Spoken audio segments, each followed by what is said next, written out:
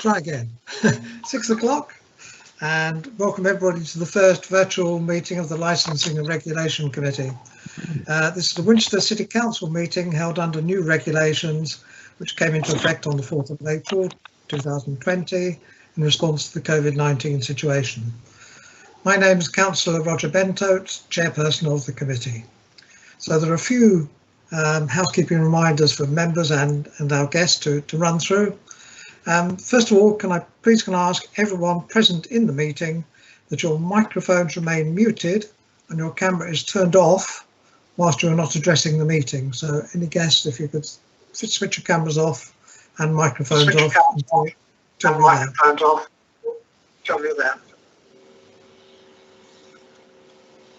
Right, fine. This reduces background noise and any unintentional disturbances that may be around you.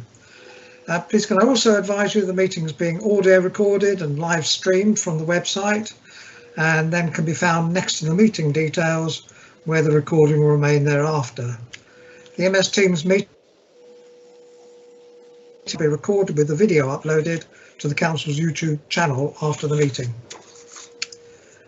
Members and officers, where appropriate for each item, please use the chat function for the meeting to indicate that you wish to speak or raise a point of order, and then I'll get to you in turn. Matthew is going to help me just check up that I don't miss anybody.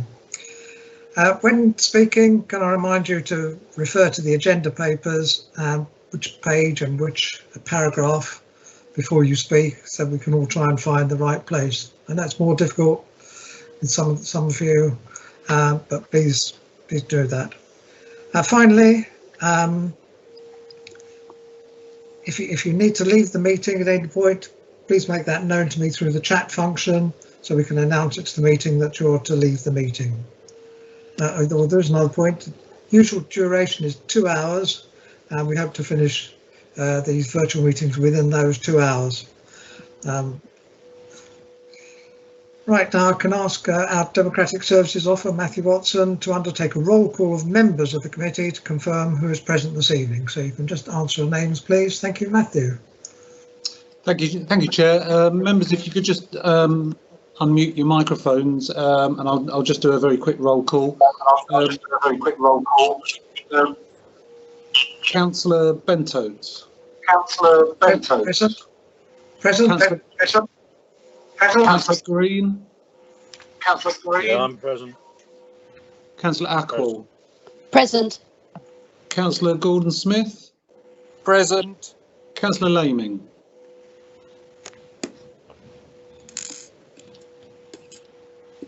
Councillor Laming. Unmute. Present. Thank you. Councillor Mather. Present. Councillor McLean. Present. Councillor Power. Present.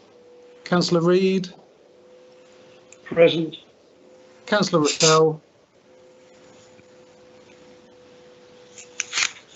Councillor Raffel.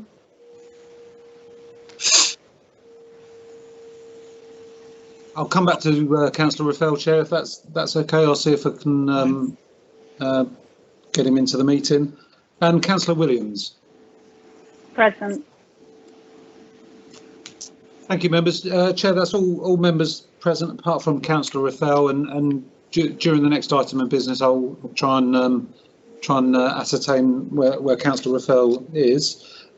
Chair, just while I'm speaking, do you want me to just read out which officers we've got present this evening? Yes, please, if you could do that. Thank you very much. Thank you, members.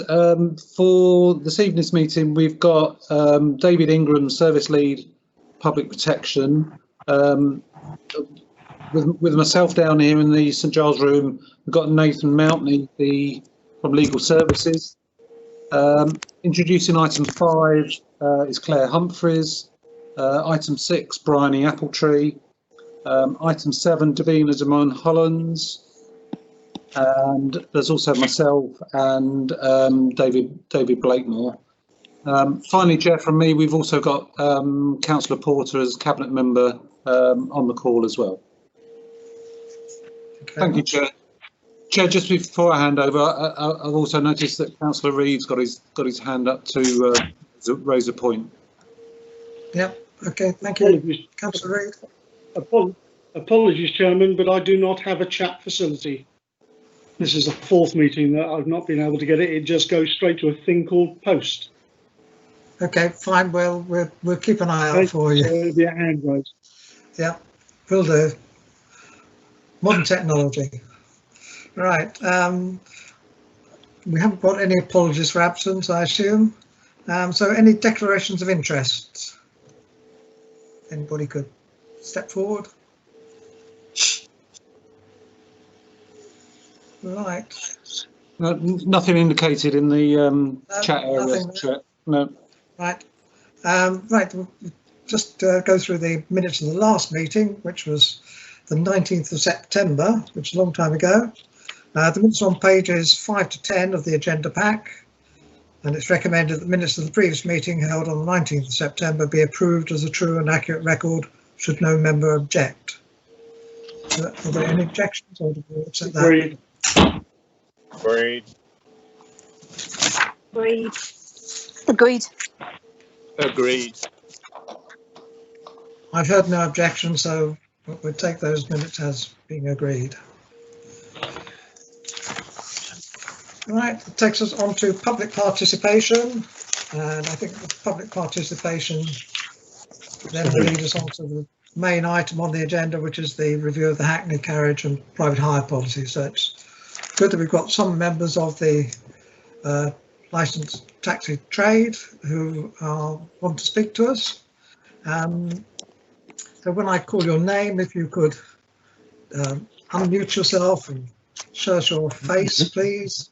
You're limited to 3 minutes. We'll be reasonably strict on the time. There are 4 of you who wish to speak, so that gives a reasonable amount of time for you all to get over a number of points. We may want to question you some point, but basically 3 minutes to make your points. So who's the first one, Matthew? Chair, thank you.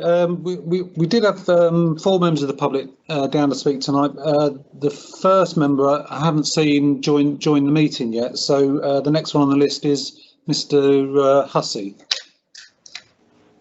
Right. Okay, Mr. Hussey then, please.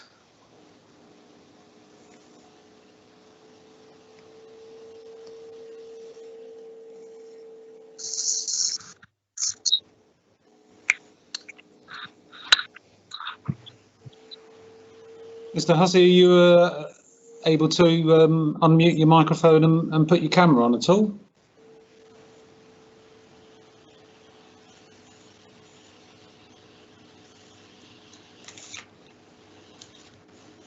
Chair, do you want to move on to Mr. Ferry, and we'll come back to Mr. Hussey, perhaps? Yep. Right, let's try the next one. Mr. Ferry. Did I? Right, I've got that one there then. Right, are you unmuted? Right. You're not unmuted.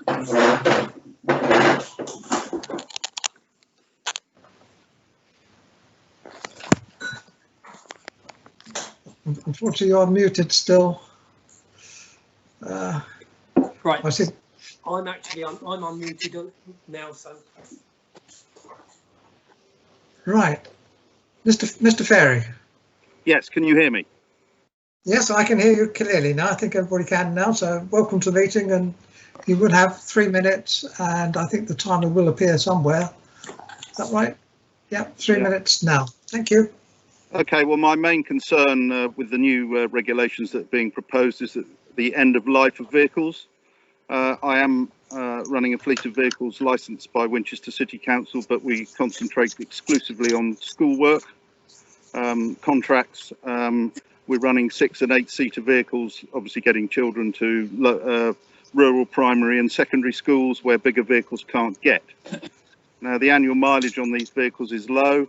I take particular care in making sure they're fully maintained and in good order at all times. I've never had one fail any of the licensing, the tests required for licensing. And as you can imagine, buying new, bigger vehicles like that would be expensive. As an example, my oldest vehicle, which is a 2004 vehicle, has only done 100,000 miles. It's got at least another 100,000 miles in it. So if the proposal to put an end of life on vehicles such as I am using comes into being, it will put me out of business, because there isn't the money in the contracts, particularly as the Hampshire County Council budget on school transport is 4 million overspent as things stand at the moment. So things are very tight. And we are also competing against PSV vehicles, which are much older and have different standards in terms of their licensing requirements. There is no end of life on PSVs and coaches and those sort of things. So it would effectively mean that I think that Hampshire would lose most of its private hire licensed vehicles for school work. Just as a secondary point, I think this may come up later, but there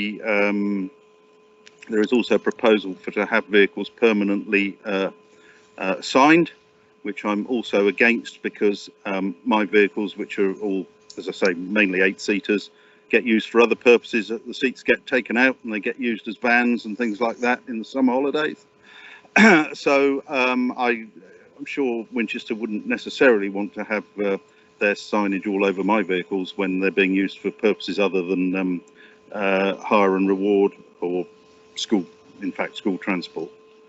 So those are really my points.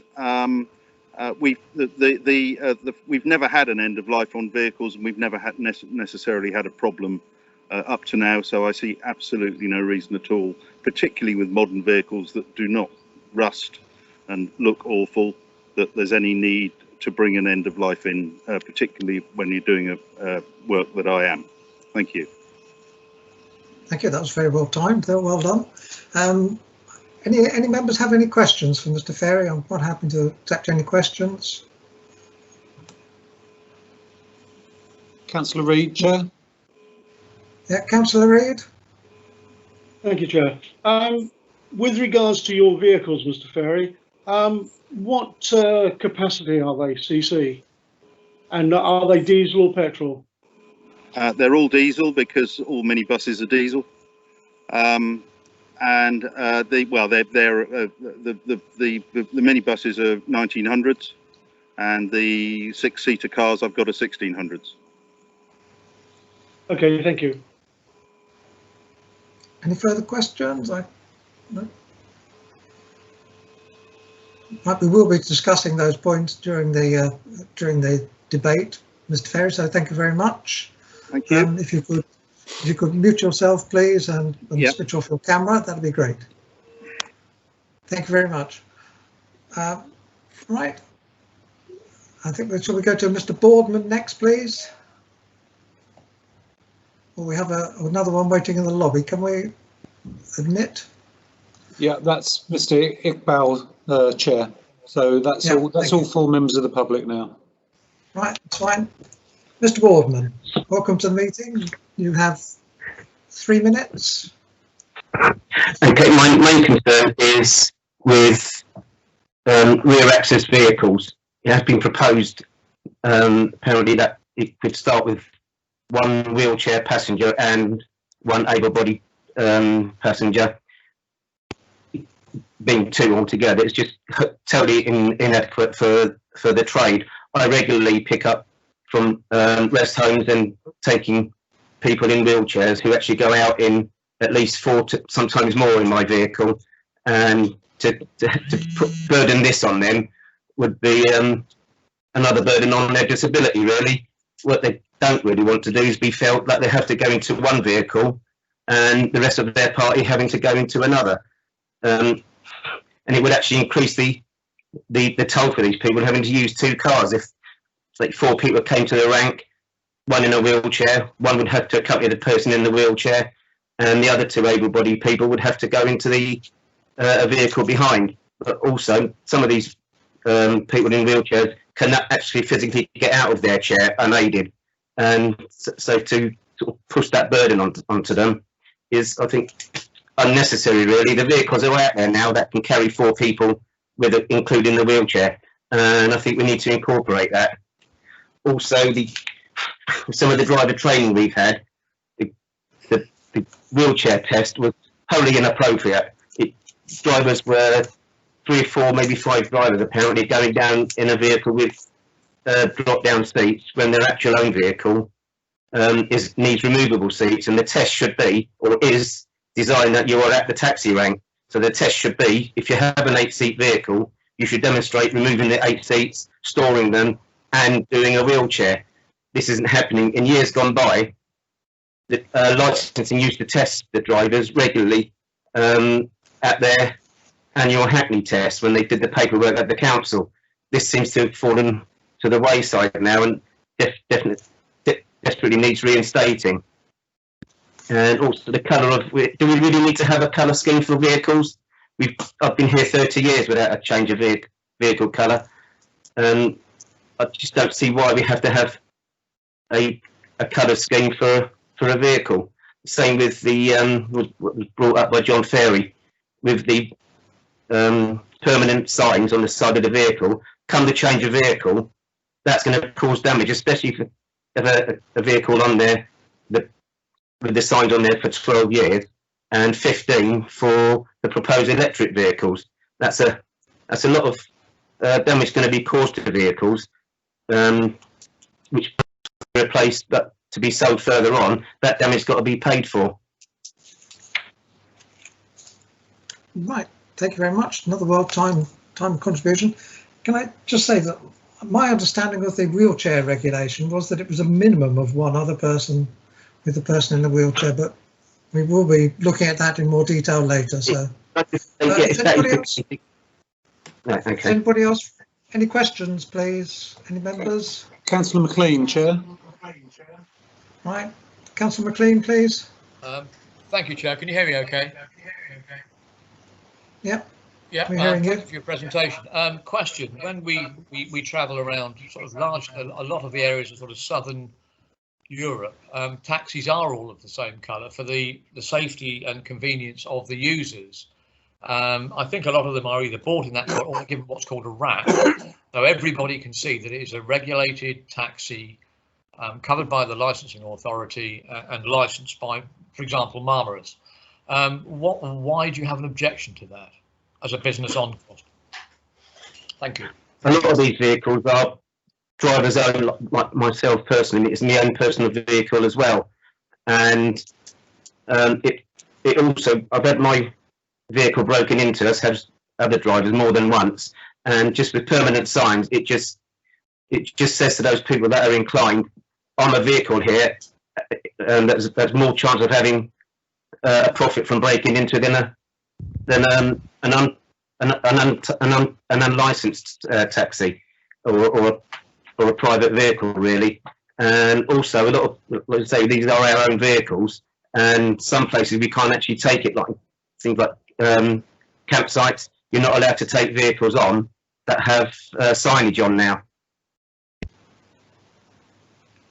Right, thank you. I had a question. Thank you for your Councillor response. Power? Thank you. Councillor Power? Thank you. Mr. Boardman, what's the total capacity of your vehicles without wheelchairs, and then how many wheelchairs could you carry and how many seats would that remove for the able-bodied? Right. When my vehicle was first licensed, it was 8 passengers.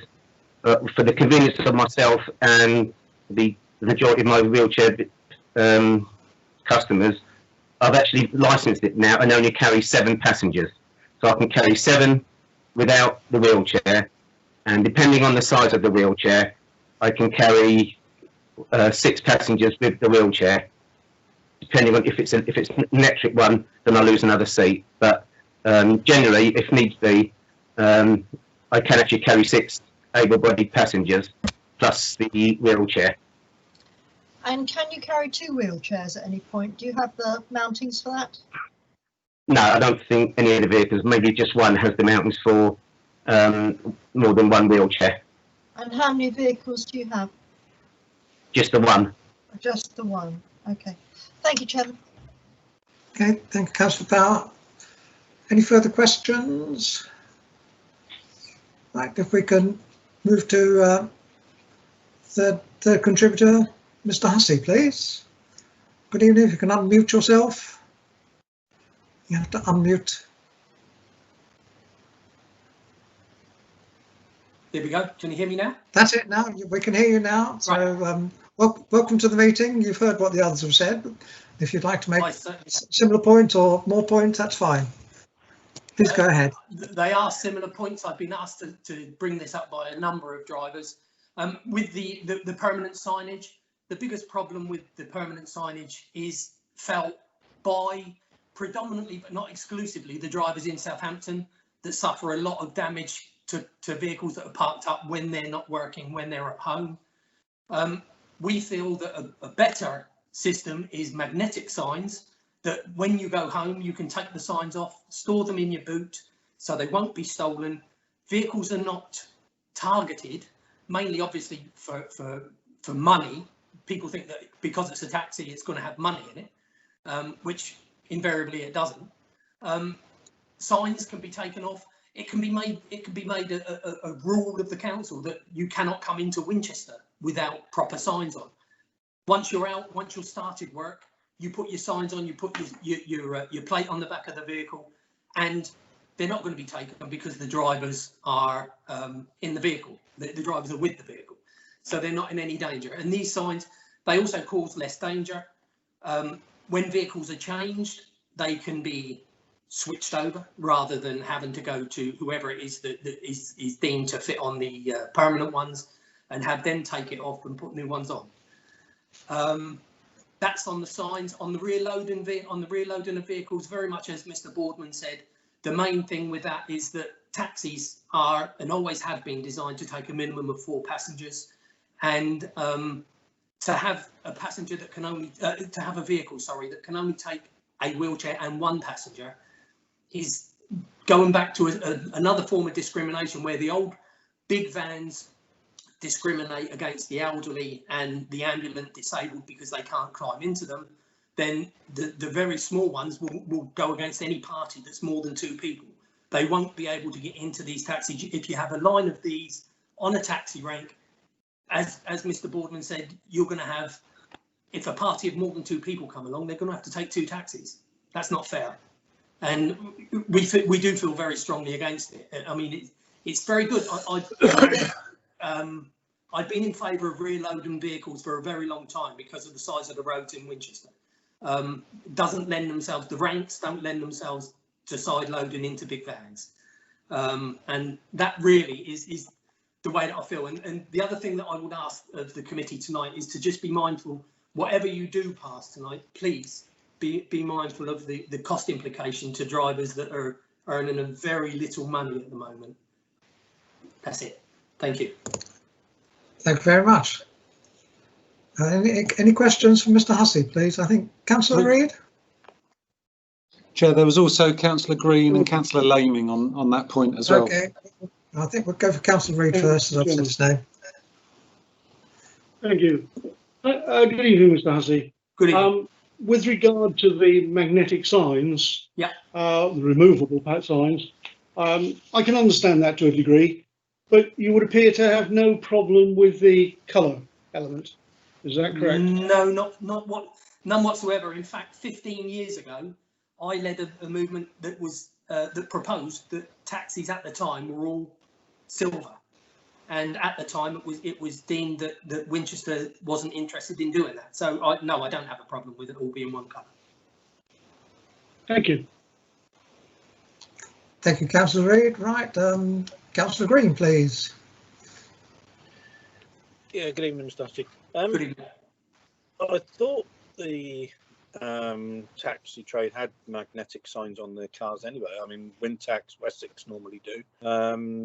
So I don't see a problem there. But with your taxi plate on the back, are they not? Are they removable? Or are they now permanent fixtures?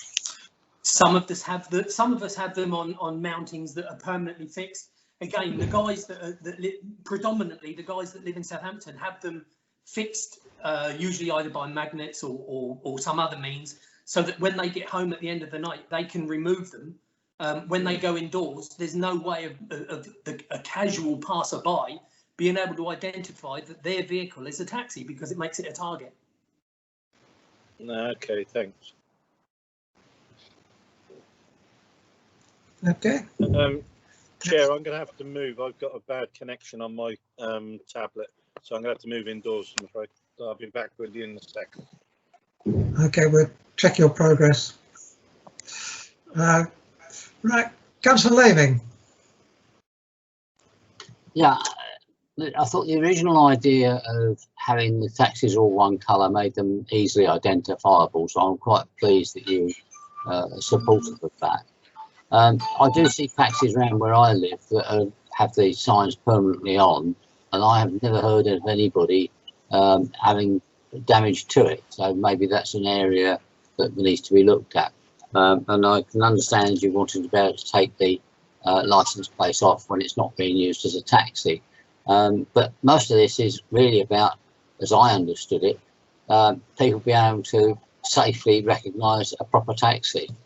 So I'll be grateful to hear your comment on that, please. And I totally agree with that. But the simple thing really is that when a taxi when the driver is at home and his taxi is parked up, it's not relevant to anybody what the vehicle is. Once he comes out and comes to work, then yes, a vehicle must be or should be readily identifiable as a taxi, and ideally as a Winchester taxi. So, you know, once they reach the outskirts of Winchester, their vehicle should be signed up with everything that's needed to be on it. But also, you know, they don't have to run the risk. I mean, I've got a list. I've taken signatures. I've got about 65 signatures of people who mostly had their vehicles damaged whilst they've been sat outside because they've had a plate on it, or they've had a sign on the side, or some of them just the taxi sign on the roof. And it's quite scary because, you know, the drivers, as a rule, bear the brunt of the cost. They just go and get whatever, usually a window. They go and get the window replaced so that they can come back to work, because, you know, we're all trying to earn a living. Okay. Okay. Thank you very much. Any further questions for Mr. Hussey? Yeah, Councillor McLean. Thank you very much, Chair. It's a very difficult question. Going back to what I'm glad you agree one colour would be a very, very good way to go. But is silver the best colour? It's best colour for the value of your vehicles. I see you nodding your head, but it is the best colour for the value of your vehicles. It is not the best colour because it's easily copied. If we went with, let's just take an example. I'll go back to Marmaris again because it really impressed me, the condition of their vehicles. Everything was bright yellow. And I know you guys who own your own vehicles aren't going to want to drive bright yellow cars, but it will show them to be taxis, which is what people want to see. And they want to know they're getting into something that is managed. Again, I understand it, but your comments, please, if that is the silver thing was 15 years ago. And that was because at the time, silver wasn't in colour. It became very popular in the mid 2000s, and the number of silver vehicles sort of burgeoned. In fact, I bought a vehicle at the time specifically because it was sort of a new fashion. But now, whatever colour is chosen, if a single colour, I would prefer, for me, and I would think for most of the drivers, it would be much better if it was a colour that was readily available, rather than having to go and have a vehicle wrapped, which then when you came to the end of the life, you would then have to go and have it unwrapped. Can I just tease one further question, Chair, if I may? Yes, you may. So what if the Winchester district, and I suppose it's the same argument, silver, but if we said all taxis in Winchester were either going to be black or they were going to be white, which I know you can buy, you know, people can buy off the shelf if they want to do devious things, but at least it would say, okay, they're all black cars or they're all white cars, they're all going to have a light on the roof that could be removable, and they're going to have some very, very strong signage on the doors. How would you feel about that? Thank you. For me, a single colour is the best way to go, and easily identifiable. You've got a taxi sign on the top. If we have signs on the side, again, for me and for all the people that have asked me to speak for them this evening, provided those signs are removable, we don't have a problem with it. It really is, you know, and a single colour, again, provided it's when you next renew your vehicle, then you've got a colour to go and get, and it's an ordinary stock colour, if you will, is to me the way to go, rather than having colours that you have to go and have somebody do for you after you buy it, which also involves changing the identification on your logbook. Thank you, Chair. Thank you. Right, I think we now move on to our fourth speaker, please, Mr. Iqbal. Thank you very much, Mr. Hussey, for your contribution. Mr. Iqbal, are you? Yes, can you hear me? Unmuted? Yes, we can do. Thank you. I'm sure they've made a lot of points, but if you've got some good points to make, that'd be good to hear. I'm here on behalf of the rare access itself. I'm one that's completely against this one for the rare loading for the wheelchairs, which is 12.6 on the agenda. The reason behind this is on the taxi ranks, especially on the train station and the Broadway, there's no space to actually do any rare loading if you don't have any side loading vehicles. The train station itself is very busy. At the moment, we've got side loading. There's no dropped curbs on any of the taxi ranks. So if you're trying to get somewhere on a rare loading, number one, you need 8 meters of space, which you're not going to have. We seem to, you know, mix up the private hires with the hackney carriage. The private hires are the ones who'll pick up from nursing homes, but the hackney carriage are the ones that will be parked on the ranks. So if you're going to come on the Broadway or the train station and trying to get a rare loading wheelchair vehicle on there, it's going to be merely impossible. So for that reason, I say that it should continue to be side loading with, at this moment of time, it's 5 passengers without a wheelchair and 3 passengers with a wheelchair. That should remain as it is. On top of that, again, well, we've come to the big thing, which was the door signs. You know, those I don't think should be, they should be coming in for private hires. The hackney carriages, they have roof signs at the top saying Winchester City Council on there. It's the private hire vehicles are the ones that could be copied without, you know, as just a rare plate on the back. And on top of this, obviously where they're looking at making the vehicles smaller, you know, for the emissions, that will be coming into 2023. All the vehicles will be Euro 6 engines anyway.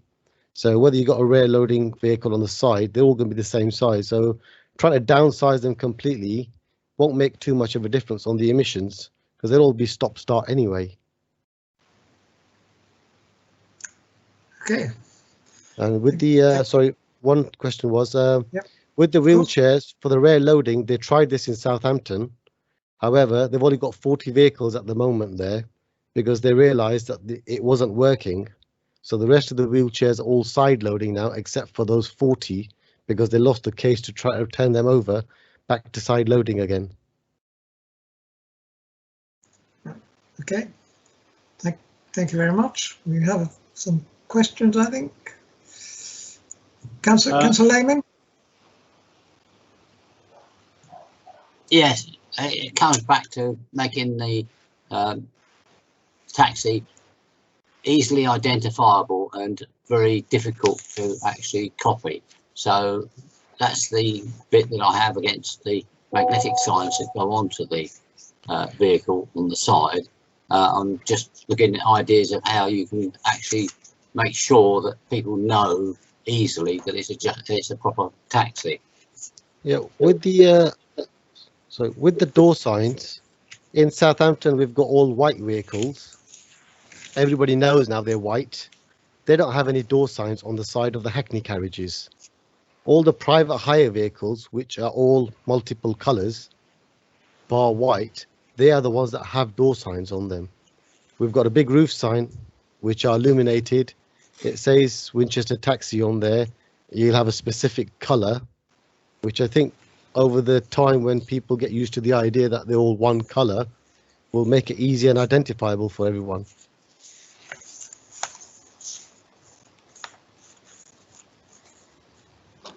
Okay. Right. Councillor Mather. As I understand it, paragraph 12.6 says amend paragraph 5.2 to allow wheelchair accessible vehicles to be rear loading in addition to side loading. That doesn't mean they have to be. That is, so I think your objection to having them rear loading, it's not, it doesn't sound to me like a compulsion that they have to be rear loading. These are. Would you agree? They're actually giving you the option of having side loading or rear loading. It's not side loading plus rear loading. Yes. Okay. So the amendment that's been put forward, I read it today. It doesn't look clear. Well, I agree. It doesn't look clear. It looks as if one vehicle could be both side loading and rear loading.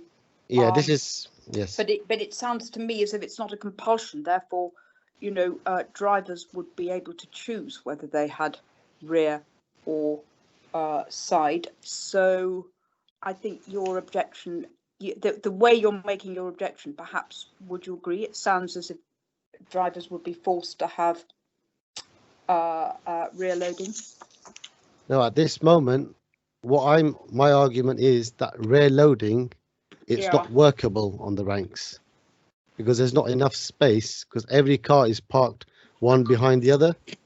I mean, I do tend to see the point you're making, and a lot of this, to me, a lot of this consultation actually, it's slightly like Groundhog Day, because we kind of raised these issues with the trade before, and we always have the same objections raised, which we then have to consider in a committee meeting and kind of decide what to do about them. It's quite, I don't know what proportion of drivers reply to the consultation, but there always seems to be a substantial minority who don't like the results. If I can interrupt you there, Councillor Mather, I think we will be talking about this. I agree with you what you said, that it's the option is there to have either side loading or rear loading, but I do take on board the point that rear loading is not particularly practical in many circumstances. This has come up. This has come up many times over the past few years. But you know, I suppose there may be some drivers that don't really use ranks and so wouldn't be inconvenienced in the same way. But you know, but there we are. Thank you. We're talking about the ones actually on the ranks. So the ones that are on the ranks, it's not every time it's been put forward, but there's nothing to say what will be done. So we look at the cost implementations of dropping all the curbs where the taxi ranks are. Because if you've got somebody in a wheelchair, you don't know what size they are. You're trying to drop them on the curb to try to load them. It's quite dangerous. And not everybody is built to move around different size people. When you've got a side loading, it's quite easy. It's straightforward. You've got the, you know, as John Boardman would say, you've got the ramps in front of you. You push them straight. You haven't got to worry about 8 foot of space. Everything's on the curb. It's nice and easy. Whereas we're making it difficult by not having enough space on the ranks. Right. Okay, Mr. Iqbal, thank you very much for your contribution. You've raised a few more points, and thank you, all four of you, for coming and making the points. We have discussed taxes quite a lot over the years, and we're going on to discuss them a bit more now. Chair, sorry to interrupt. Councillor Reid and Councillor McLean have also indicated on that. If you've got something else different, Councillor McLean, we'll go to first then. Thank you. Mr. Iqbal, could you just clarify? I think I heard you say when you're loading at the rear, I think I heard 24 metres. Did you mean 2.4? 8 foot. Yeah, okay, 2.4 thereabouts. Thank you. That's what I wanted to know. Thank you very much. Yeah, back in the old days. Right, Councillor Reid. Not easier then. Thank you, Chairman. Councillor Mather has actually put the point. I think when we get into discussion and into committee itself, we need to look at the wording in 12.6. It is not reading correctly as far as I can see. Yeah, understood. Thank right, that now does close public participation, and so we're going to move on to agenda item 5, which is the review of Hackney Carriage and Private Hire Policy Phase 2. And we have, I think, Claire, are you speaking on this? Claire Humphreys? Yes. Hello, good evening. Good evening. Welcome to the meeting, Claire. Thank you very much. Good evening to everybody. The main proposed changes for Phase 2 with review of the Statement of Licensing Policy with respect to Hackney Carriage and Private Hire Vehicles, drivers and private hire operators are shown in text changes at Appendix 1.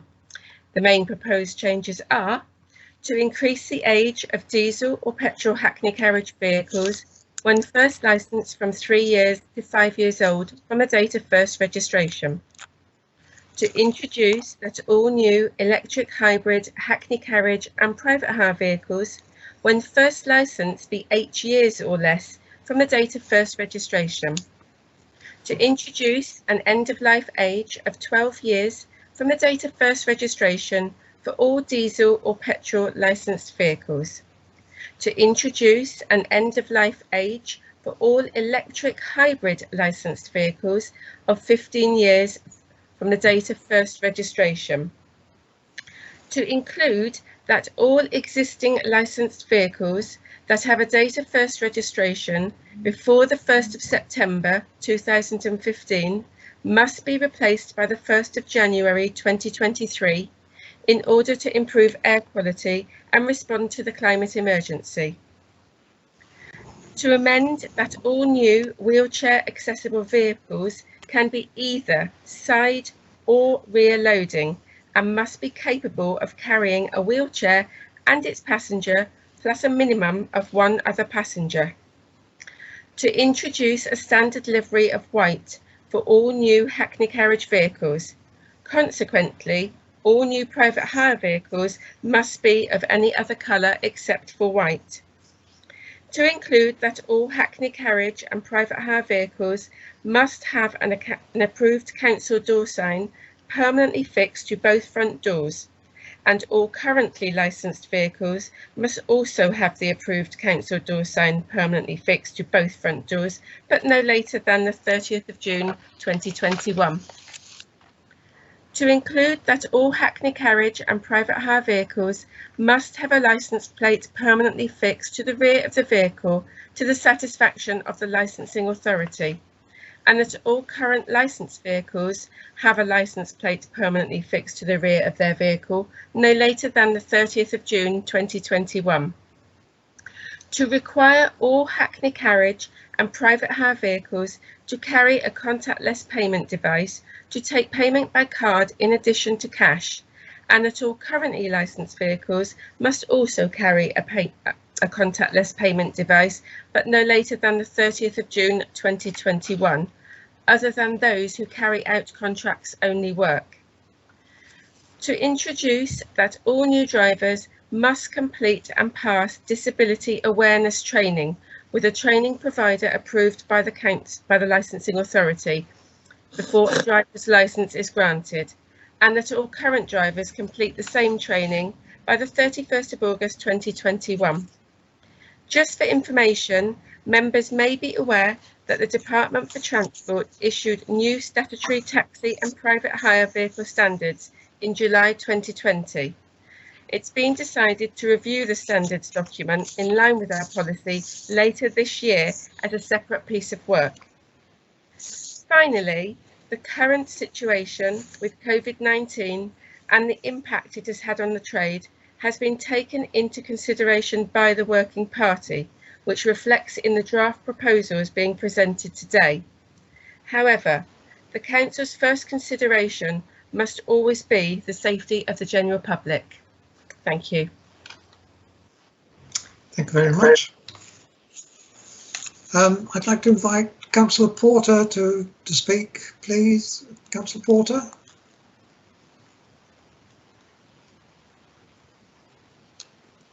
Thank you, Chairman. I appreciate the opportunity to speak. You will be aware, members of the committee, and to the taxi drivers that joined today, that this has been a long ongoing plan to give the public real confidence in the taxi rank and in the way in which the public can use taxis. And as was stated just now by Claire, it's really about making sure that the public understand that they are getting into a vehicle that's trusted by Winchester City Council. So I do urge you to think very seriously about the statements that are made by the taxi drivers and hackney cab drivers, but also about the policy that is taken there in front of you. We've been trying very hard over the time to work with taxi drivers and being very aware of their financial position at this time. I'm very conscious that they've also pointed out about the challenge of having their vehicle permanently marked on the sides, and I'd like you to think about that if you could in your deliberations. I think it's really important that, particularly post-COVID, and we do appreciate how incredibly difficult it's been for drivers during the COVID period, but hoping that we will come out of it soon, that the post-COVID era means that many people will want to use a taxi, and we must make them safe. And I noticed that some of the respondents had mentioned about the limit of the number of people in the taxis. I don't think that's the way in which it's written, but if there's a wording change that you think would make any of those points clearer, then please do feel free to recommend it. Thank you. Thank you very much. Can I guest taxi drivers, can you switch your videos off, please, so that you're not appearing on the screen? You're welcome to listen, of course, but if you could just turn your videos off. Thank you very much. Right, now we move to questions. I think it's probably worth going through the points raised by both Claire and Councillor Porter. So if we could turn to page 15, I think it's a good place to start. If people have got any questions from there in this report. Councillor Mather, Chair. Right, Councillor Mather.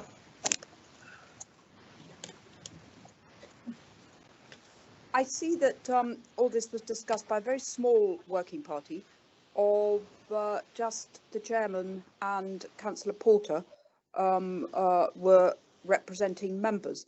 I think, I mean, I've been on the council since 2002 and I've never known a working party that doesn't attempt to have any political balance at all, or any spokesman from the other political party. I know licensing is not political, but I am a bit surprised that no one from my group, it wouldn't necessarily have been me, but no one was invited to participate. That's just one issue. My other question is, I've been thinking a bit about this colour of taxi, and I mean, a very obvious example where you have a really strong brand, and it's probably the strongest brand in the country so far as reliability and trustworthy is concerned, are the London taxis, Transport for London. But what you don't have there is a single colour. The taxis can be, some of them have, I can remember that they used to drive around sort of decked out as pages of the Financial Times. So I was just wondering whether there's any other way to brand taxis and ensure that, that they have trust and reliability without enforcing a common livery in a way that could be inconvenient for drivers when they are using them as private vehicles. And I take the magnetic signs on the side. I think that is a good idea. But that's just a contribution anyway at this stage. Right. Thank you very much. I wasn't sure it was an actual question. We're sort of looking at questions for the moment. Well, there were two questions in there actually, as to whether there are other ways of branding a taxi, and whether it might have been appropriate just to have someone from the Conservative group, even though licensing is actually not political, but it's just a tradition of the council that, in my experience, I've always observed is kept. Right, thank you. Councillor Porter, are you happy to answer that one?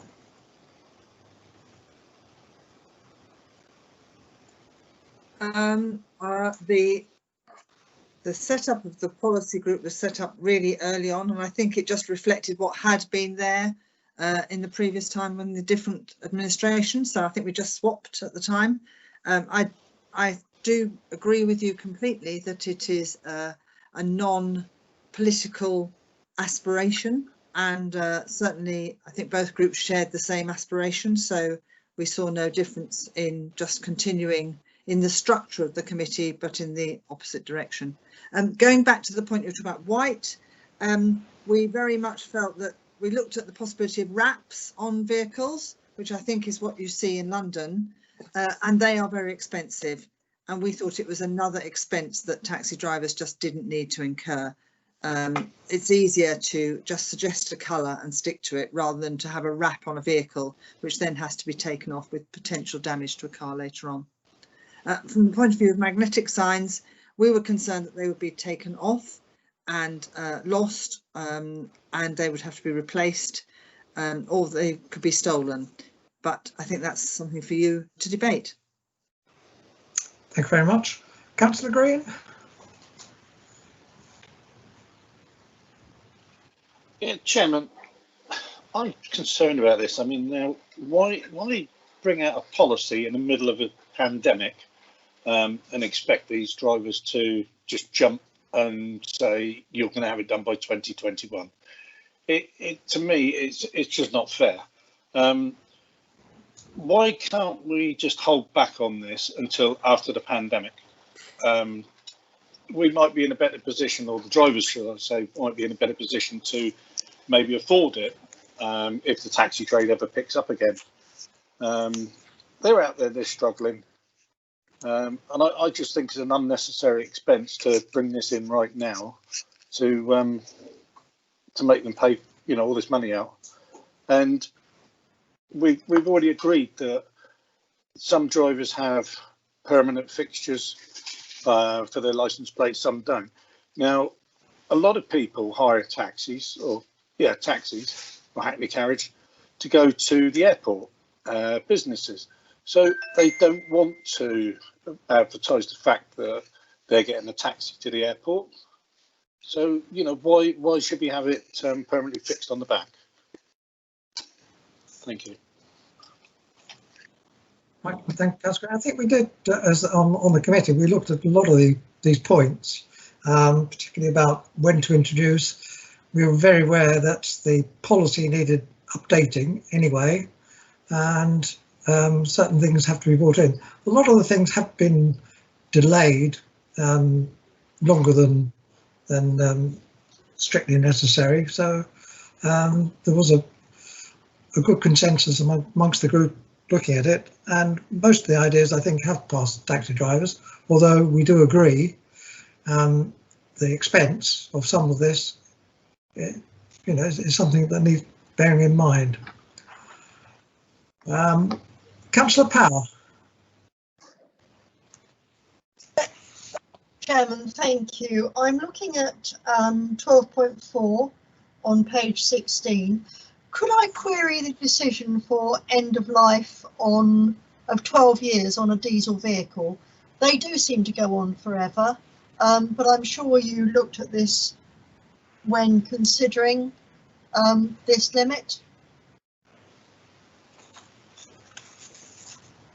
So, yeah.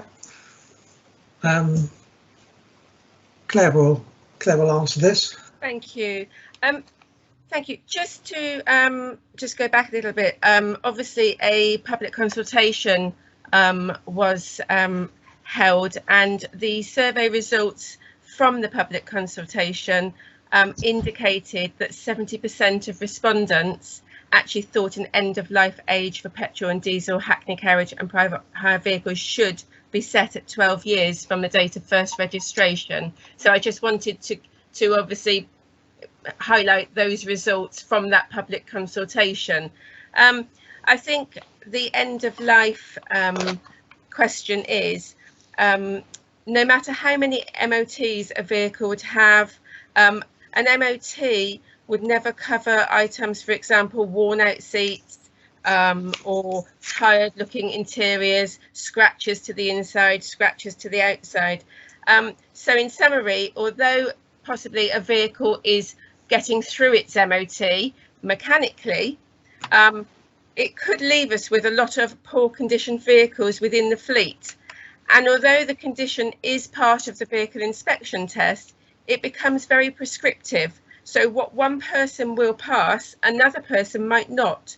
So bottom line really is a 12-year-old used vehicle will be worn, but some to a greater extent than others, but you will see these older vehicles looking worn. And also, you know, we want to raise the quality of the fleet and, you know, change the mindset of our drivers, you know, into preparing for having a good vehicle that looks good on the fleet. I hope that helps. Thank you, Chairman. Thank you, Mrs. Summers. Thank you. Councillor Reid. Thank you, Chairman. Would it be right to say that these adjustments would have been brought in earlier, when we note that the last minutes of the meeting were a year ago? Due to COVID-19, meetings have been delayed, which may be part of the reasoning that it looks as though we're trying to push something through very quickly. But is that not due, in a sense, to COVID-19 anyway, and the fact that we've not been able to hold meetings until this point in time? Yeah, that is true. I mean, the meetings that the small group have had, and also getting the taxi drivers into consultations, of course, has been more difficult. And the normal course of events, we were looking at discussing this sometime in the March meeting, but things have moved on. So that's it really. I would also say, Chairman, that to have a subcommittee or whatever of two is possibly not the wisest thing. Two people can always agree. It's more difficult sometimes to get three, if you get my meaning. The discussions were with a number of officers, and particularly those involved with the licensing. So it was it should be three members. We'll note the point. Thank you. Councillor McLean, I think, please.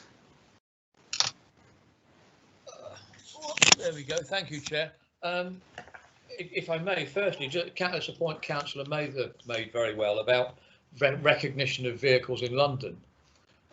If we decided, because we've said we're going to go with white, if we went with one shape of the two different types of vehicles, the ones for disabled and the ones for, if you like, standard rank work, that would solve the recognition problem very, very simply.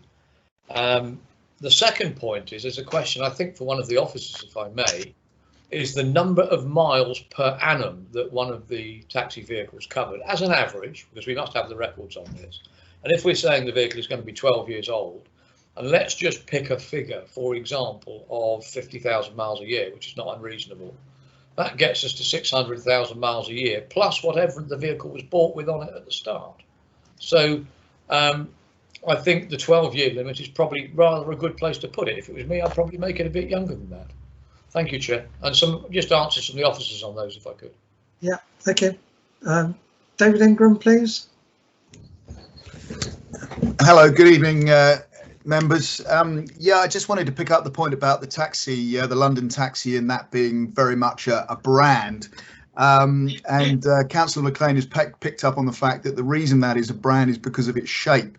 So Transport for London very much prescribes the vehicle that London taxis should be, which in actual fact does limit the trade in its options, which may well be something that we want to steer them into, to reduce their options. But in actual fact, this policy has choice drafted all the way through it. We've sought to give the drivers more choice, not less choice, in terms of the type of the vehicles that they can procure to obviously run their business, which is obviously to be either as a private hire operator or a hackney carriage driver. So it's very much the opening up choice. So we've expanded the option of 3 years for hackneys to 5 to bring them in line with private hires. We've put in the 12 years, which is actually, I might add, longer than many other local authorities in Hampshire. There is quite a swathe or array of end of life ages within Hampshire alone, and if you were then to extend that across the country, huge differences. Some Surrey authorities put 5 years end of life on their vehicles, which barely gives them, well, under our proposed policy, they wouldn't have any time to actually use the vehicle as a licensed vehicle, because it would have to be retired as soon as it was licensed. So we are desperately trying to provide options for the drivers so they can meet our own policy. And if I might just pick up on Councillor Green's point about this being brought in under a pandemic, yes, we were very, very aware of the fact that events have overtaken us, and actually the if you like, the pitch has changed since this whole process started, and those conversations very much ran front and centre to the working groups concerned, which is one of the reasons why we are proposing a single colour of white.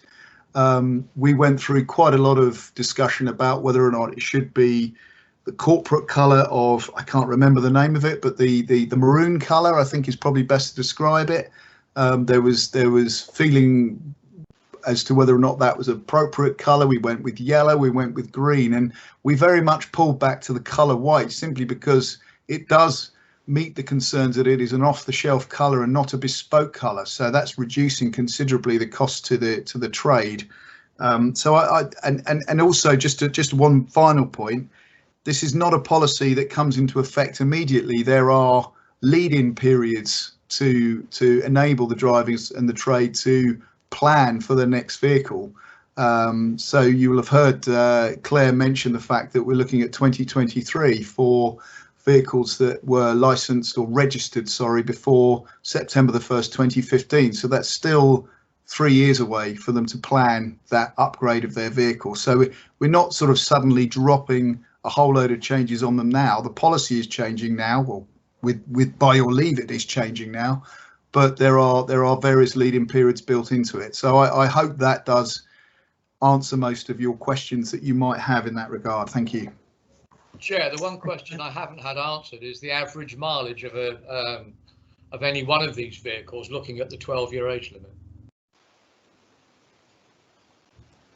I don't know the actual answer to that. If truth be told, I haven't got that at my fingertips. I don't know if Claire, you can answer that. Is that something you've got available?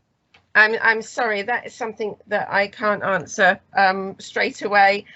Obviously, all of the MOTs that come in do show the mileage of the vehicle, so that's something that we could go back and have a look at, but I don't actually have the figure to hand at this moment. I do apologise. Could I possibly have that figure emailed to me, just so I have awareness of it? Yep, we can look into that for you. Okay, thank you, David. Councillor Reid, have you got another question? See your hand up. Thank you, Chairman. Is it possible to move on to the proposed change wording? Otherwise, we could be here all night. I'm looking basically at 5.2, which we had some question as to the wording and I think the wording is now correct, either side or rear. This was to do with the loading of a wheelchair. Can I just inquire as to the permanent fixings, and obviously taking note of what the public representation was trying to say to us, that there is a question of security of vehicles. Could we not make these magnetic? But somewhere along the line, we must have in a rule that says if they are operating, signs will be on the vehicle. I'm not quite sure how you'd put that in at the moment, but I think rather than fixed, I think magnetic signs would be sensible. However, when they are trading, the signs must be on the cars. That's all for that point for me. Yeah, I think we are reaching a point where I feel, as you say, let's try and move the ideas on. We have the changes and policy in front of us. I think the taxi drivers are largely happy with the age and things described there. The wheelchair business, I think we've satisfied that it is either or, and that might just need to be changed very slightly, that wording. The major question seems to be, are we going for white as laid down there, and then the signage. The signage does seem to be the big contentious point for the drivers. Other matters they haven't raised, and seem quite happy with contactless payments and the driver training and so on. So Claire, have I summed that up okay? If you could come in. I just thank you. I just wanted to to go back to permanent signage and license plates. I just wanted to go back to the consultation survey results on those two items, just to say that with the consultation results, 84% of respondents agreed that the proposal of permanent door signs should be there for all licensed vehicles. And also the consultation results showed that 87% of respondents agreed that the vehicles should all have fixed rear plates. I just wanted to say that the primary reason that we proposed permanent council door signs for the vehicles and plates is public safety. Magnetic door signs and plates have a habit of being easily blown off the vehicle when on the open roads. They can be stolen, they can be used on unlicensed vehicles, so they give the appearance of actually being a licensed vehicle, which puts the passenger at risk. So I just wanted to put that point across and to draw your attention to the consultation results with regards to the permanent door signs and the permanent rear plates. Thank you. Thank you very much. Right, Councillor, we are moving into debate, so Councillor Green, I think you have been waving, and then Councillor Power after that. Chairman, I'm not being argumentative, but 84% of people on a survey that aren't taxi drivers, you know, what do they know about fixing plates on the back of vehicles? Seriously, I mean, the drivers already told us that putting a sign on the back of a vehicle that's fixed on there opens it up to people knowing it's a taxi and liable to get broken into because they think there's money in it. If you took the taxi plate off the back, then it gives you less chance of having your vehicle broken into. Right. Okay, thanks for that. Councillor Power. Sorry, Chairman, I thought Councillor Green would be talking longer. I am unhappy with this fixed signs, and it is really the cost and the exposure of drivers. We know we have taxis in this area that come from other districts. I mean, you know, we're not a very big district, and I don't want our drivers put at a disadvantage financially, and that's what it comes down to, isn't it? It's the money it costs them to mend damage to their vehicles. I don't know. I don't think magnetic is. I can take the point that Mr. Ingram's made, that and Mrs. Humphreys, that these blow off. But although the public may want 84% of the public, and we don't know whether it was 84% of the respondents or 84% of the stakeholders that were happy with the permanent markings, wanted the permanent markings, we need to drill down into that. We've got substantial objections made on grounds of cost to the drivers, and I think we need more information on that. Thank you. Right, I'll come back on your point. If we'll ask Claire to come up with that in a minute. Councillor Williams. Hello. Sorry, Councillor. William. Councillor Williams. Yes, I think I wanted to kind of say similar point to Councillor Power. I think at the moment we have to be very aware this has been an industry that's been very hard hit by COVID-19, and it's going to be a while until it comes back out and is at full force. And it just feels for drivers who have perhaps had very, you know, turbulent year to be putting more costs on to have, you know, fixed signage, and equally, you know, to put that problem of damage and all of that, which then befalls on the drivers themselves to have to either pay through their own insurance out of their own pocket. It just feels at the moment like maybe are we piling on costs to, and you know, an industry that perhaps shouldn't be taking that cost at the moment, that we need to be supportive. And though we need to look after our residents and make sure they're safe, that's a really key vital part, we also need to make sure that these taxi companies are able to make enough money so they can provide that service, because without being able to make a financial return, the service won't be there. And I think that you know, that we need to be quite aware that we're not, you know, pushing taxi drivers to not want to work in our district. That was all. Thanks very much. I'll go to Claire Humphreys first, please. I can see your hand, Councillor Reid, but Claire Humphreys first. Thank you. I just wanted to say, with regards to the permanent signage on the doors, I did do a research comparison with other councils that had permanent door signs fixed and asked them the question, had they had a significant increase of drivers reporting vandalism or damage to their cars? And the answer to that was no, they didn't.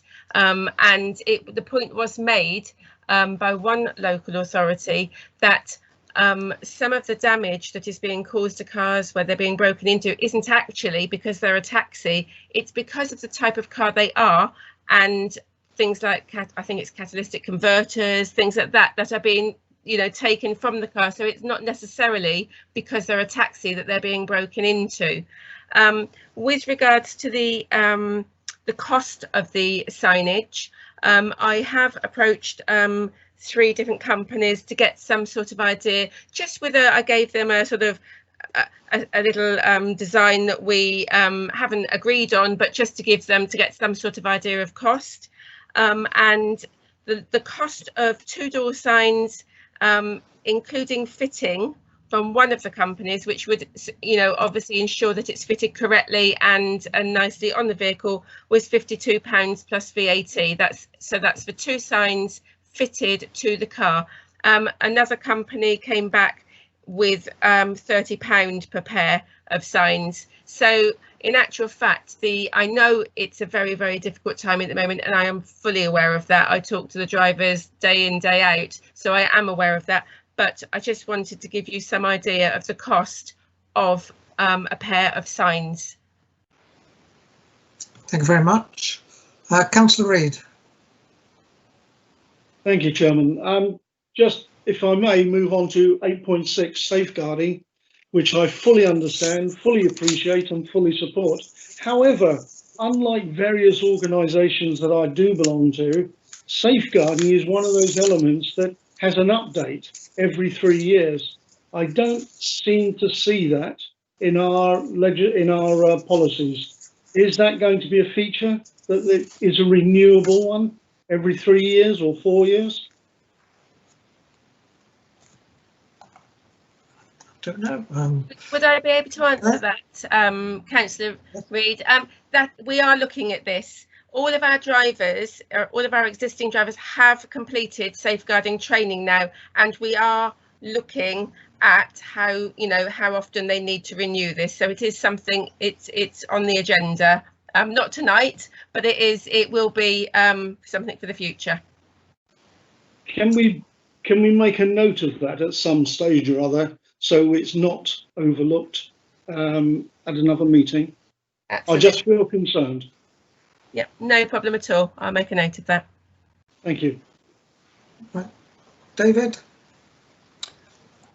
Yeah, it was just really to pick up on that point, just give a little bit of additional detail, and that is that this is something that is very much front and centre of the Hampshire Safeguarding Board's set of considerations, and certainly through the Hampshire Licensing Group, we have been discussing it in detail whether or not we need to have a regular safeguarding training expectation of our drivers. So really, it was just to add that to Claire's comment. I mean, one of the challenges, as you might expect, is that for some of the larger authorities, such as the Unitary, Southampton and Portsmouth, to put through all of their drivers an additional set of training every 3 years is quite a considerable burden on the licensing authority, which I happen to say shouldn't be a material consideration, because public safety is obviously, again, our primary concern. But yeah, it's certainly something that we need to look at in more detail and how we practically deliver that going forward. Thank you. Thank you, Claire and David. Okay.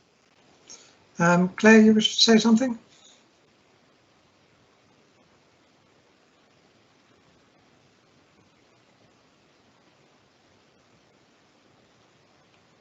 Hello, Claire. Sorry, I forgot to put my mic on. I do apologise. Just with regards to the consultation survey that was undertaken, yes, the general public did obviously participate in that, but I just wanted to make it known all taxi drivers did have the opportunity to participate in the consultation survey. I just wanted to make that clear, that the numbers of the results weren't just the general public, it was the taxi trade as well. They all had the opportunity to take part. Right, thank you very much. Councillor Porter. Thank you. I just wanted to also raise the fact that every taxi driver has a DBS. So there's a difference between safeguarding training and safeguarding. So every taxi head driver has a DBS, just to reassure Mr. Reid and Councillor Reid. And also there's current conversation going on in a national picture that will be updated more often than every 3 years. So that conversation is going on at a national level at the moment. Thank you very much. Councillor McLean, another point? Trying to make all this technology work. When you get to my age, it gets very difficult. It's just I'm hearing Councillor Porter talking about the DBS checks. Those taxi drivers that are coming from out of the area who've been licensed by other authorities, we don't know if they have DBS checks and who did the DBS checks and whether the DBS check is relating to the individual. We do know it with our own drivers because they go through our processes. So how the heck do we protect ourselves against unscrupulous people from other districts? Thank you. Thank you very much. I know we have had some conversations with some of the taxi drivers about taxi drivers from other areas. I don't know whether Claire will be able to answer anything on that, but Councillor Green wants to say something. Yeah, Chairman, we seem to be going off on one again. People aren't telling us what page numbers they're on, paragraph numbers. I'm having an awful job here to keep up with this. If we could go to page numbers, please. Yeah. When you're talking about something. Thank you very much. David, sorry, Councillor Green, but my question didn't relate to page numbers. It related to a fact. No, I wasn't talking about you. Unfortunately, I was talking about my friend, Councillor Reid. But same as you, Councillor McLean, I'm getting old and I can't keep up with it all. Right. Chairman, please quote David Ingram, if you could please. Sorry, me again. It was just really to add a little bit of additional information to Councillor McLean's inquiry about DBS checks, and that is that there is a new set of standards out from the Department of Transport, which is driving DBS checks to be undertaken every 6 months and to encourage drivers to register directly with the DBS. So essentially what will happen is that licensing authorities will automatically check a driver's DBS records every month to ensure that there haven't been any changes or updates in the interim period. I mean, I take your point that we have had, shall we call it, out of district operators working within Winchester, and obviously we have not entirely no control, but limited control on those drivers. But we do work with those other licensing authorities. So if we have material concerns with how a driver licensed out of our area does behave, we do, as routine, contact that licensing authority where we have that information and make those inquiries of that driver.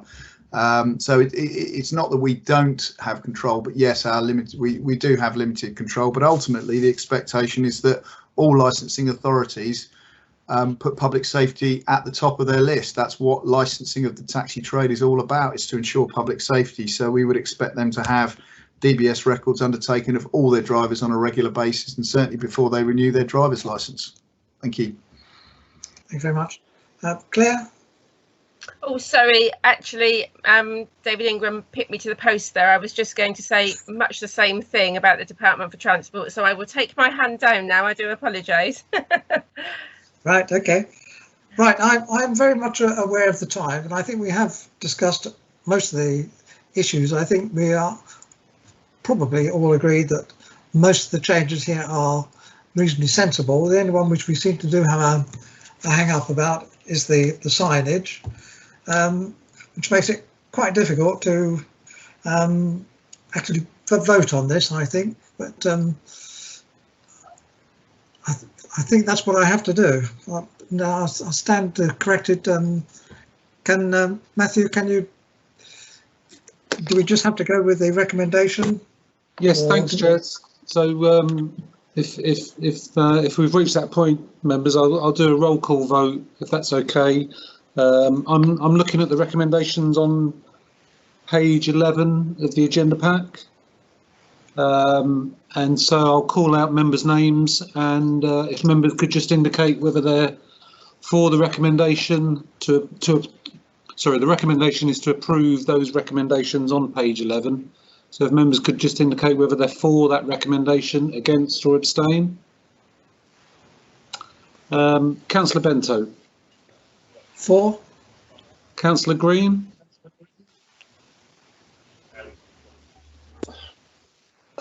Abstain. Councillor Ackwell. For. Councillor Gordon-Smith. I'm for these recommendations. Councillor Laming. For. Councillor Mather.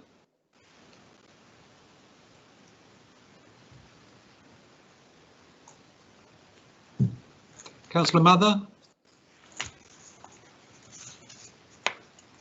I'll come back to Councillor Mather, Chair, if that's okay. Councillor McLean. Yep.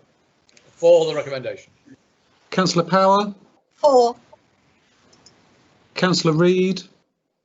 For. Councillor Raphael's not been able to join us for the meeting, Chair. And Councillor Williams. For. I'll just go back to Councillor Mather for a second. Sorry. For. My little box. I have to press the unmute twice on an iPad, and the little box keeps on disappearing, so I can't press it. But it worked this time. Okay. Thank you, members. Chair, that would be 1, 2, 3. 9 votes in favour of the recommendations, 1 abstention. Thank you, Chair. Right. Thanks. So we pass the recommendations that we agreed the policy for taxes. Right, if we move on to before we move on, can I thank all the taxi drivers for all their contributions. We are very aware of their hardship over the recent months, and I know that the licensing team will have consideration for their individual needs, and we'll work with them on moving this forward. So thank you very much. Agenda item 6, which relates to the introduction of pavement licence policy under Business and Planning Act 2020. And with Bryony, I think it's Bryony's going to introduce this one. Good evening, Councillor. Good evening, Bryony. Can everyone hear me okay? Yeah, we're fine. We can hear you. Okay. So I'll just introduce the report. It relates to the introduction of a pavement licensing policy developed to outline the administration process for applications for pavement licenses under the new Business and Planning Act 2020. The pavement licenses were introduced by the government in July this year as a new permission for permitting the use of outdoor furniture for both the service and consumption of food and drink. So outdoor furniture is a really valuable asset for the hospitality industry, particularly during the coronavirus pandemic. It ensures that customers have access to well ventilated and socially distanced seating. We've also seen a lot of businesses have to reduce their internal capacities, so having outdoor seating presents an opportunity for businesses to accommodate the same number of customers as pre-COVID times. Outdoor furniture is currently licensed under the Highways Act 1980. This includes a locally set application fee and a consultation period of 28 days. It then generally takes a further 7 days to issue a decision to the applicant. So you're looking about 35 days to obtain a licence there. The new pavement licensing regime is an expedited and more cost-effective way of licensing outdoor furniture. The application fee is capped at a maximum of £100, and the combined consultation and determination periods total 14 days, so much quicker. The pavement licensing policy primarily replicates the procedures set out by the legislation, so there's very little in there that is locally set, but we have specified some local conditions which will be applied to all pavement licenses that we grant. Those are on pages 111 to 112 of the report pack. The conditions aim to mitigate adverse impact on the local area and also mobility impaired and visually impaired people. I welcome any comments or questions. Thank you very much. I think we'll probably all of us agree it's a very welcome introduction in the current times that we can spread out onto some pavements where it's possible. Any questions, please? Councillor Mather? Yes, I welcome the local conditions, those that are aimed at protecting passageways through for pedestrians and those with impaired mobility. There are some places where we do have a lot of outdoor seating, and it can be quite difficult for pedestrians and those in mobility scooters and everything else. So as the person on the committee who represents these areas on the council, I do hear a bit from my ward residents, so I'm glad that we have those provisions in there. Thank you. Thank you very much. Councillor Atwell? And Councillor Reid, I can see you as well. And Yes. Councillor Power, Chair, sorry. Well, Councillor Power. Yes, well, hi. We're going Councillor Atwell first, yeah. Okay. Could you tell me how many companies have actually already applied for these and how many we've already issued? So interestingly, we have only had one issued since the legislation came into effect. We have had 3 applications, but 2 of them were invalid, unfortunately, and we're still waiting for those to be validated. However, the vast majority of the district that has outdoor seating is licensed under the Highways Act already. So there hasn't been a lot of call for it thus far, I'll be honest. Okay, thank you very much. Thank you very much. Right, it's Councillor. Councillor who?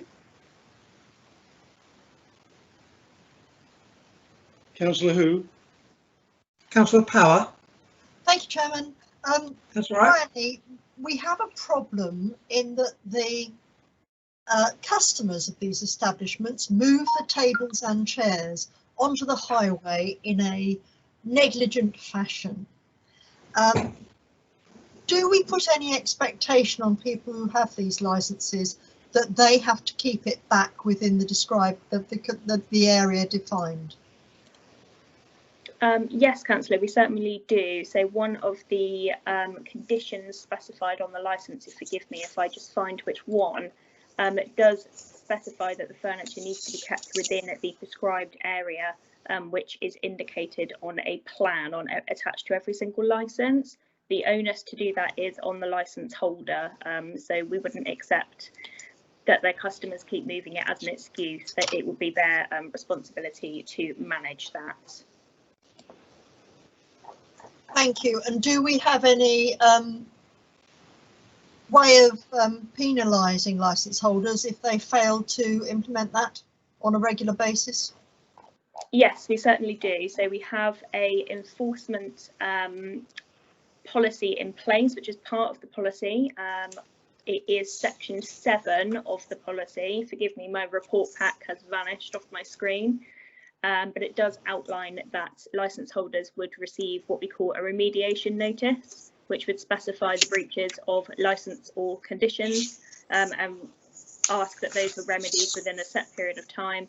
And if they weren't remedied, then the council can either take action to remedy them themselves, reclaim the costs, or we can revoke the licence, or both.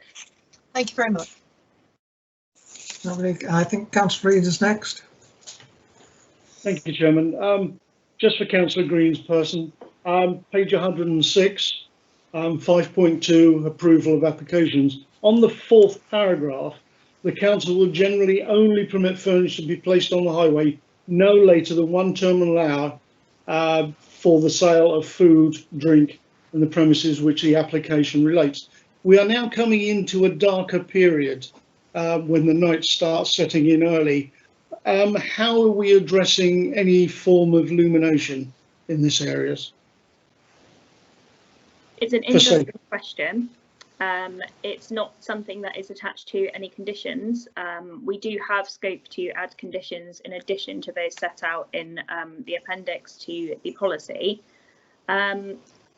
Generally speaking, those premises that are already licensed to have outdoor seating have appropriate illumination, although I will admit not by condition. So that is something that is up for discussion if members felt that that needed to be added. Well, I think there's a health and safety issue that could arise from this, and I think it does need to be addressed at some stage or other. Thank you. Okay, thank you for that. Councillor McLean.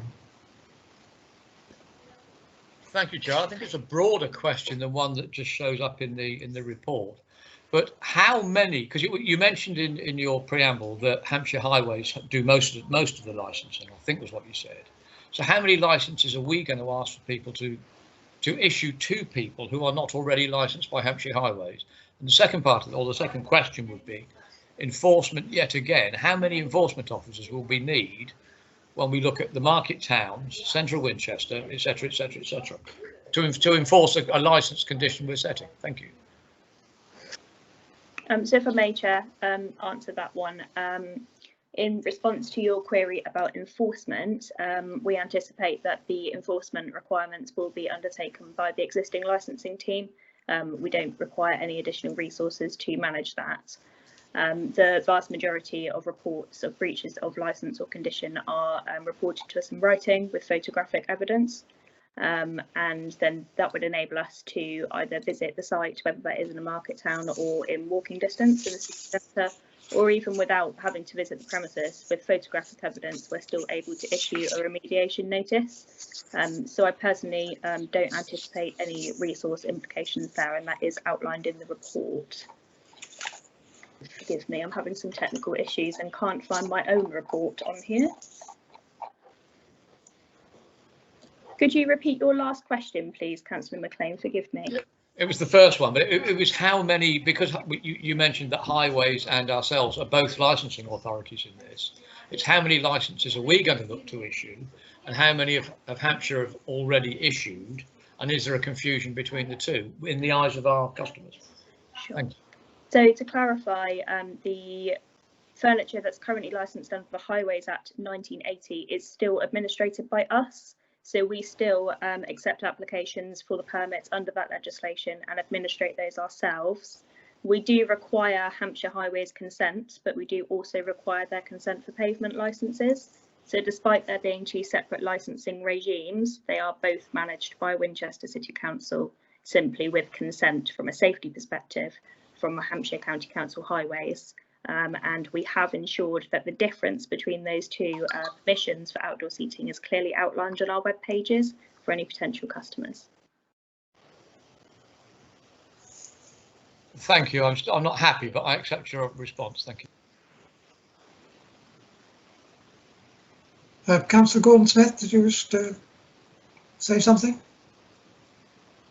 Yes, I just wondered, we talked a second ago about having lighting, and one does often see outside restaurants as the cold weather approaches space heaters. Are we going to be having these with our climate change agenda? I mean, what would the attitude be towards them, basically? So the application process does allow for additional items to be placed within the area that relates to the service or consumption of food and drink. That includes things like space heaters, like parasols or other coverings, okay, and things like planters or barriers that might demarcate the area where the furniture is. Something to note is that we would obviously consider every application on a case-by-case basis. I haven't yet received an application that includes the use of space heaters under this regime, but we have previously given permission for them for a couple of other premises. Okay, thank you. Anybody else wish to speak on this? Just got Councillor McLean's chair. Oh, right. Councillor McLean. Thank you, Chair. It's just another small one, if I may, Bryony, but I look at the market town that I live in, and the pavements are effectively slightly wider than medieval. And when you walk past the 3 or 4 cafes that are on the high street in Bishop's Waltham, they've all got chairs out the front of them, and they've all got very, very narrow areas for pedestrians to walk on, and particularly people with wheelchairs have to ask people to move the tables back in off the pavement or away from the pavement so they can go by. How are we going to enforce this? I go back to that. Where are we going to get the officers from to enforce it? Because people don't always report it with photographic evidence. They just accept it because people in the UK are strange like that. But these things need enforcing. How do we do it? Thank you. I think it comes down to resourcing. I completely agree with you. I'm sure Dave Ingram would have a comment perhaps on our resourcing in licensing. I only have 3 tables and chairs permits in Bishop's Waltham thus far, so I'd be interested to know how many premises have furniture out there, and that ties in with your question about how we do enforce it. We do very much rely on the public due to our resourcing and licensing. If I may, Bryony, I think, you know, I look at Wickham, I look at Alresford, Margot Power will be able to talk, Councillor Power would talk about that. Is come out and have a look. And you'll see it, you know, you mentioned, come out and have a look at our cafes and see where people sit. A licence to work has got to be enforced. Yeah. Okay. Thank you very much, Councillor McLean. I do agree with you about the Bishop's Waltham pavements, having walked along those as well. I think David Ingram's got a point to make. Yeah, absolutely. It was really just echoing what Bryony was saying. Yes, I mean, we are challenged with resources. There is no doubt about it. As councillors, you will be aware of those sorts of challenges. Yes, we will come out and have a look, but in terms of we don't just sort of wander around necessarily. We do respond to complaints or reports that we receive. So I guess that's a bit of a back at you, councillors, as ward councillors. If you have local concerns in regards to tables and chairs that are inappropriately deployed, then please do let us know. We need you as well as the customers as our eyes and ears. So we will get out as soon as we receive a report, and we will act accordingly. Can I just come back? I nearly caught a fly then. Very quickly on that, we have already, if we use a bit of joined up thinking, we've got our street wardens in the centre of Winchester. We've got our parking people out in Bishop's Waltham nearly every day from Winchester City. A bit of joined up thinking would not make them an enforcement team, but make them a way of reporting back to you using already existing resources to give you the information. At the moment, that doesn't seem to be being done. Maybe it's the first time it's been suggested, but I think it would work. Well, we have had those conversations where we're trying to look to use our wider resources and colleagues for broader purposes. So it's certainly on the agenda. Thank you, Chair. Thank you, David. Thank you. I am aware of the time when I'm just getting on for 7:45. So I know that we've got Councillor Power and Councillor Reid wish to speak, but are they really important points, or can we move to the recommendations? Very briefly, Chairman. Just one. Beg pardon. Right, Councillor Power, quickly, please. Very briefly, Chairman. The tables and chairs on the pavements in Alresford are within people's curtilage, and therefore I believe they're not subject to pavement licensing. Okay. Thank you. Chairman, my question is, my chest. Yes. Yes, sorry. My question is, will the £100 in the recommendation cover all administrative costs?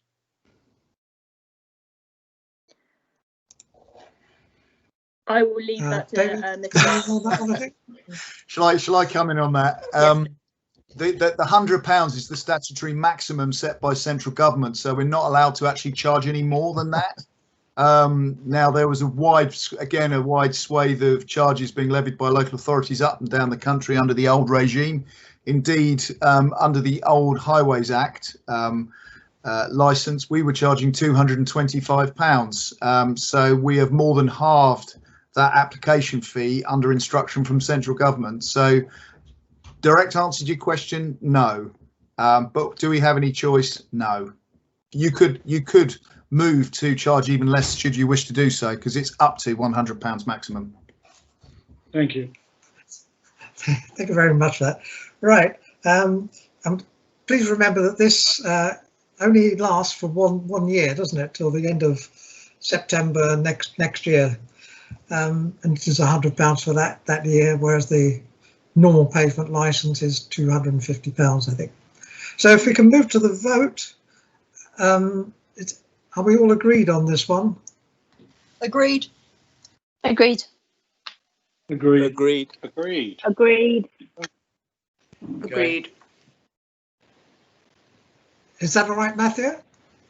That's perfect, Chair. Thank you. Thank you very much. Right. Agenda item 7. Another public space one. Public space protection order. And Good evening, members. My name is Davina. Right. Hello, good evening, members. My name is Davina Damone Hollins. I'm a Neighbourhood Services Officer and Anti-Social Behaviour Lead within the Neighbourhood Services and Community Safety team. So some of you already know me.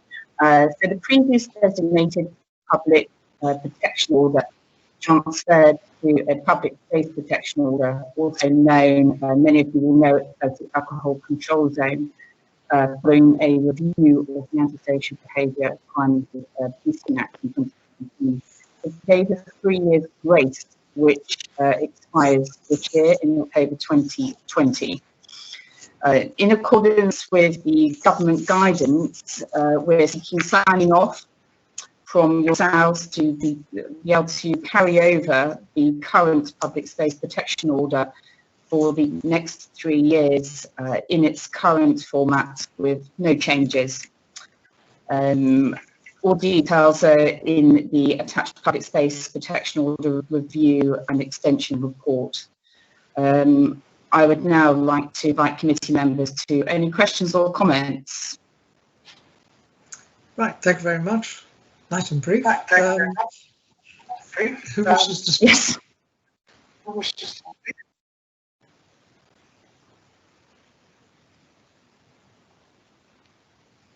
Don't have any speakers? No. I think, I mean, this concerns the Winchester Town Boards rather than just from outside.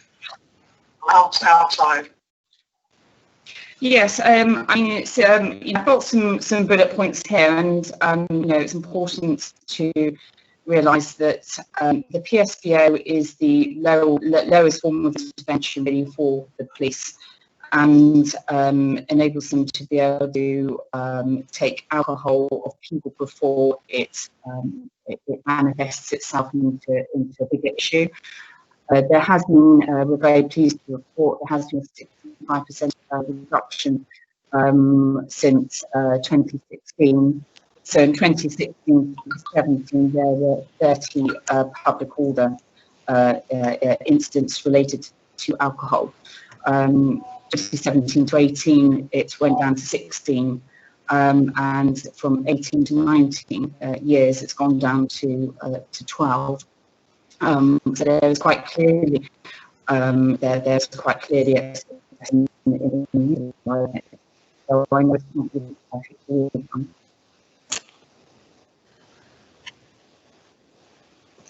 Right, anybody any questions? All right, Councillor Mather. Not a question, because I most of the areas in my sorry. Hello. Most of the areas in my ward, and all this does is, so far as I can see, is just renew the PSPO, and it definitely should be renewed. Sorry. Somebody was about to say something. Sorry, Chair. I think Davina, I think we're getting a bit of feedback coming through when you unmute your microphone. Oh, sorry. I was going to agree with you, Councillor Mather. Yes, yes. This is merely a continuation of the current public space protection order in its current form, which, as I said, shows a year-on-year reduction, and is actually supported by Chief Inspector Burton and other relevant partners. Yes, I mean, we do have issues with street drinkers who kind of move from place to place in Winchester and then have to be moved on. We need a bit more than a PSPO, I think, to cope with all their problems. But it's kind of one of those things. But I definitely, the alcohol control zone and the PSPO has been very good for Winchester, and I strongly support the recommendations.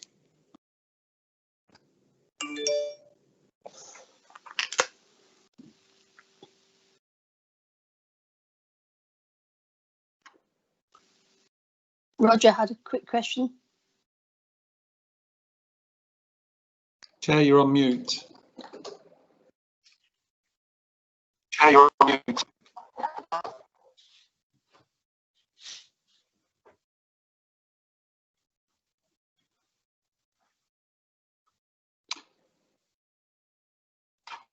Yes, Councillor, I can hear you. Right, thank you. I'm just looking at the questionnaire that went out, and question 6 regarding the signage, saying 50% of people thought it wasn't very adequate. Is there any changes going to be made to that? Any changes going to be made to that? Yes, Councillor Atchell. Yes, I can answer that. This is a social behaviour satisfaction survey that I send out every year. And what we try to do is we're always trying to look at ways of improving what we do, informing the general public, because you are the eyes and ears to us. We need you. And one of the questions that came back was that people's knowledge around the alcohol controls and the public space protection order. Maybe we need to do some more around that, and that is certainly something that I am looking at.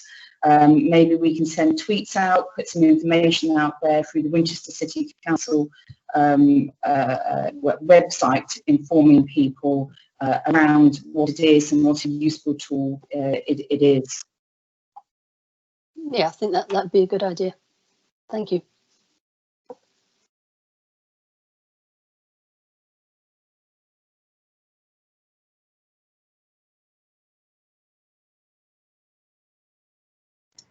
Chair, sorry to interrupt, but you're on mute. My apologies. I've gone off air. I'm just moving.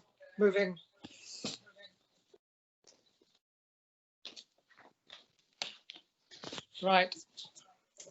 I'm back with people now. Sorry about that, but my computer went down. I think we've come to the point where any other questions or points that people wish to make? Chair, sorry, I've just got a quick question from the legal officer. A second, won't be a second. Yeah. Councillor, thank you. Just how long were you out for there? Just to confirm how long you were lost signal for. Sorry, I was hearing the whole conversation, right. But the computer's locked onto the non-viewing screen. It's still going in my other room, so but I'm on my iPad now. So you've heard the whole conversation? I heard the whole conversation, yeah. Thank you. No more. Right, so we've come to the point where we go with the recommendation to approve this one. Are we all agreed? Agreed. Agreed. Agreed. Agreed. Agreed. Yeah. Agreed. Agreed. So, Agreed. Agreed. Right, I think we're all agreed with that one. Okay, Matthew? Thank you, Chair. That's perfect. That one. Matthew? Yeah, that's perfect. Okay, thank you all. Right. So we now move to agenda item 8. I'll find it. What about 7? Oh no, sorry, that's right. We've done 7. 8, sorry, yes. 8 is the minutes of the. I've got all right. Agenda item 8, page 201. It's the minutes of the licensing subcommittee. And I think we're here just to those that were present or everybody to approve those minutes. Chairman, do we approve one of them? As a committee, do we note them? We note them, do we?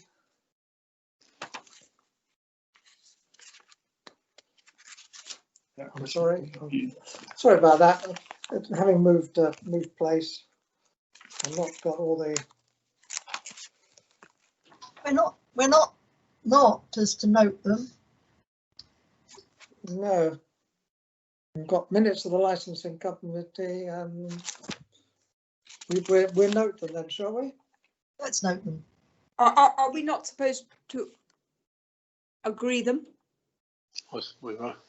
Matthew, where are we on this? Chair, it's David Blakemore. Chair, it's David Blakemore here.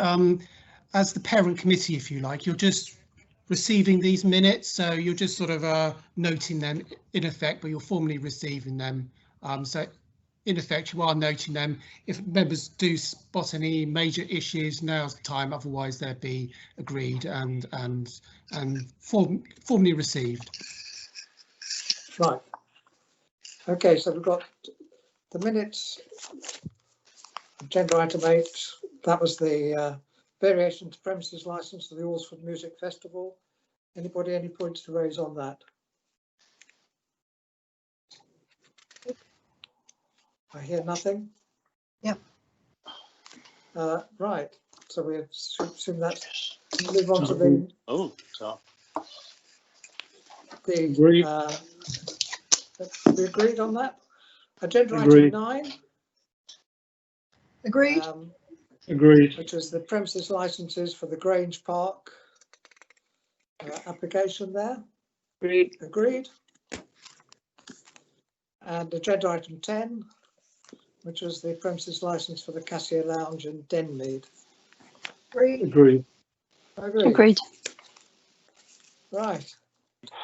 Well, I think we've just finished just before 8, just within the 2-hour mark there. So I'd like to thank everybody for attending, and thank you, the officers. And apologies for my slight rush at the end there when my computer seemed to collapse. Thank you very much to all the officers who've spoken tonight. So if they're not present still, if you could pass on our thanks to them for attending. Let's just dive in and update. Chair, sorry, just before you formally close the meeting, I've just got another query from a colleague in legal services. I'll just put you over. It won't be a second. Councillors, thank you. Just the last report that you saw there in relation to TM Events Limited at the Grange. I recently received confirmation from the court that the consent order that was agreed has come through and is now in place. So essentially, anything that followed off the back of that has now been resolved as well. Thank you. Thank you very much for that. And I think that means I can close the meeting. Thank you, Thank you all for attending. Thank you. Thank you. Okay, thank you. Thank you. Good night. All right. Good night. Night.